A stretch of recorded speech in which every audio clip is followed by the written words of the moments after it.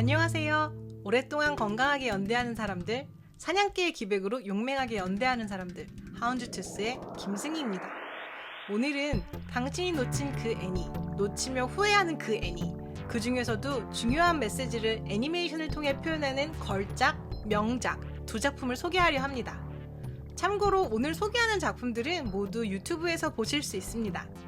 작품 링크는 하단에 남겨두었으니 꼭 직접 관람해 보시기를 추천드립니다. 첫 번째 작품은 국내 스튜디오 요나의 2017년작 단편 애니메이션 빅피쉬입니다. 이 작품의 내용은 정말 간단합니다. 바다 위 작은 배 위에 있는 주인공은 엄마인 요나예요. 그리고 그녀의 딸인 미카를 찾기 위해 몸에 밧줄을 동여매고 빅피쉬의 뱃속으로 뛰어듭니다. 아마도 딸인 미카는 빅피쉬의 뱃속에 있나봐요. 뱃속에 뛰어든 엄마 요나는 딸 미카를 드디어 만납니다. 하지만 그 만남은 오래 지속될 수 없어요.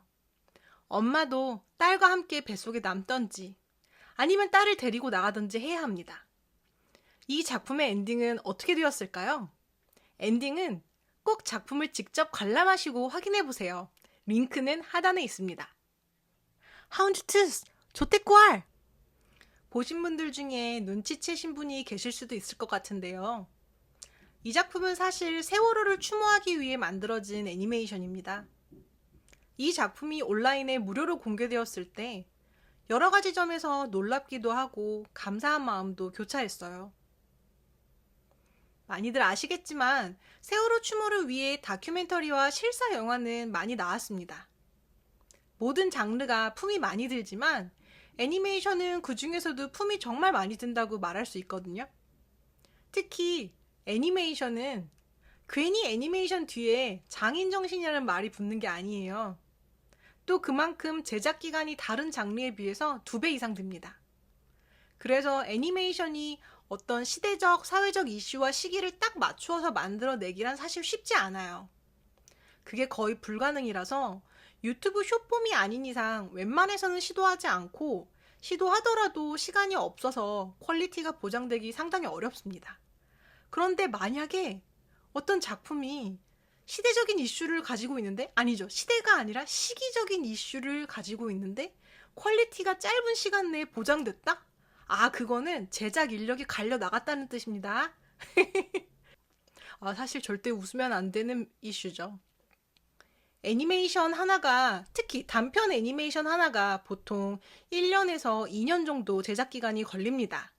그 기간을 생각해보면 그 매일매일 하루하루 한 프레임 한 프레임을 찍는 그 매 순간마다 만드시는 분들의 마음을 떠올릴 수밖에 없어요. 그건 정말 보통 마음이 아닙니다. 애니메이션을 만드시는 모든 분들은 아마 어떤 마음인지 공감하실 거예요. 그래서 그런 마음에 작품으로 참여하지 못한 제 자신을 생각해 보기도 하고, 또 애니메이션으로 이렇게 많은 사람들이 추모할 수 있도록 사회적인 역할을 하는 스튜디오 요나에게 저는 관객으로서 또 창작자로서 감사한 마음을 가지고 있습니다. 빅피쉬를 만든 스튜디오 요나의 박재범 감독님은 2023년 장편 스톱모션 애니메이션 엄마의 땅을 제작하고 극장 개봉을 했는데요. 이를 통해 59회 대종상에서 대종이 주목한 시선, 감독상을 수상하셨고, 또 10회 들꽃 영화상에서 신인 감독상을 수상하셨습니다. 또 지금은 한국영화 아카데미에서 애니메이션과 교수로도 재직 중이시니 애니메이션, 그 중에서도 스톱모션에 관심 있는 지망생 여러분들은 한국영화 아카데미로의 진학도 고려해보시면 정말 좋을 것 같습니다. 올해는 세월호 10주기입니다. 진상규명은 여전히 미완이지만 우리 같이 빅피쉬 보면서 희생자분들을 추모하고 유가족분들을 한 번이라도 떠올린다면 정말 더할 나위가 없을 것 같습니다. 그럼 두 번째 작품으로 넘어가겠습니다. 뒤로 가기 누르지 마세요. 하운즈투스 조태꾸알!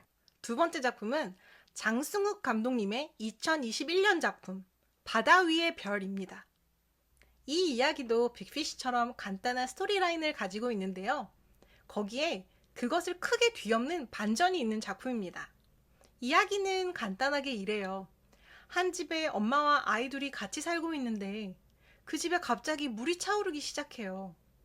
과연 이들은 어떻게 될까요? 사실 이 부분에 반전이 있습니다. 그치만 이 반전을 이 영상에서는 절대 언급하지 않겠습니다. 작품을 직접 확인해 주세요. 이 작품은 정말 직접 봐야 합니다. 물론 모든 작품은 다 직접 봐야 되지만 이 작품은 꼭 직접 보시길 바랍니다. 작품 링크는 아래 하단에 남겨놓았습니다.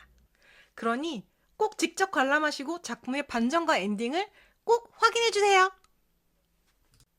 러닝타임이 6분밖에 안 돼요. 하루 중에 잠깐 소비하는 이 6분 절대 아깝지 않은 시간이고 이 작품을 보시기 전과 후에 가치관 변화가 진짜 크게 생길 수 있으니까 주의를 요합니다. 이 작품은 동화책 같은 그림체를 가지고 있는데 그 안에 담고 있는 메시지는 굉장히 묵직해요. 이 작품의 주제는 기후위기입니다. 뒤로 가기 누르지 마세요. 이런 사회 문제에 대한 작품은 지루할지도 몰라 라는 생각을 이 작품은 완전히 깨부셔줍니다. 그리고 이 작품은 반전을 통해 관객들에게 질문을 합니다. 관객 각자가 떠올리는 질문은 다 다를 거예요. 저는 이 작품을 2021년 부천 애니메이션 페스티벌에서 만났습니다. 거기서 이 작품의 반전을 보고 머리를 세게 한 대 맞은 기분마저 들었어요. 제가 앞서 말한 집에 물이 차고 엄마 아이는 어떻게 됐을까 이런 간단한 이야기 라인만 들어서는 사실 전혀 가늠이 안 되는 반전과 엔딩이 있거든요. 그래서 이 작품을 다 보고 나서 너는 이제 어떻게 할래? 라는 질문이 떠올랐어요. 이 작품은 기후 문제에 대해 관객의 마음을 흔드는 방식으로 생각을 유도합니다. 머리로 생각하는 정치적인 방식보다 가슴으로 기후위기를 인식하고 생각하게 만들어요. 저는 좋은 작품은 관객에게 말을 거는 작품이라고 생각을 하거든요. 제가 너는 이제 어떻게 할래? 이런 질문을 마음속에 떠올렸듯이 이 작품의 반전을 보고 분명 많은 사람들이 자신을 돌아보거나 기후 문제에 대한 자신의 입장 등을 생각해 볼 거라고 생각해요. 기후위기도 사실 피부에 닿지 않는 문제라고 생각해서 나와 거리가 있다고 생각하는 경우가 많습니다.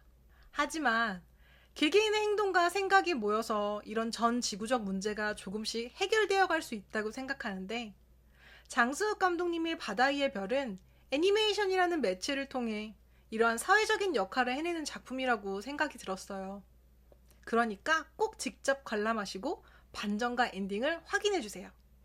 장승욱 감독님은 이 작품을 통해 포르투갈 인디 주니어, 불가리아 인더펠리스 국제단편영화제, 이탈리아 쇼츠 국제영화제, 한국 디지콘 6 아시아 등 다수의 국제영화제에서 수상을 하셨고요. 또 동화책 작가이자 사파가로도 활동하고 계십니다. 국내에서는 2020년 아기 악어, 아가기라는 동화책을 출간하셨거든요. 제목이 너무 귀엽죠? 아가기. 그리고 또 같은 해 노아를 찾아서라는 동화책의 그림을 담당하셨어요. 그러고 보니까 장승욱 감독님은 약간 동물을 사랑하시는 분 같습니다. 하우스 조태꾸알! 오늘 추천한 두 작품은 기법적인 부분보다는 메시지에 집중해서 작품을 선정하고 소개해봤습니다. 애니메이션이라는 매체가 시각적으로도 중요하지만 때로는 시각적인 것에 너무 집중해서 이야기의 길을 잃는 경우도 있거든요. 오늘 소개한 두 작품은 기법과 메시지 두 가지를 성공적으로 잡았으며 더불어 애니메이션의 사회적인 역할까지 해낸 작품들이라 꼭 소개를 하고 싶었습니다. 이러한 한국 감독님들의 작품들이 앞으로도 더 많이 세상에 나오려면 관객분들의 지지가 필요해요. 지지하는 방법은 아주 쉽습니다. 아래 하단에 공유한 작품 링크를 따라가셔서 작품을 많이 봐주시면 됩니다. 그럼 어서 가서 작품을 봐주세요. 그리고 스튜디오 요나랑 장승욱 감독님 모두 유튜브 채널이 있습니다. 두 분의 유튜브 채널에 구독과 좋아요 잊지 마세요. 물론 하운즈 투스 채널에 구독과 좋아요도 잊지 마세요.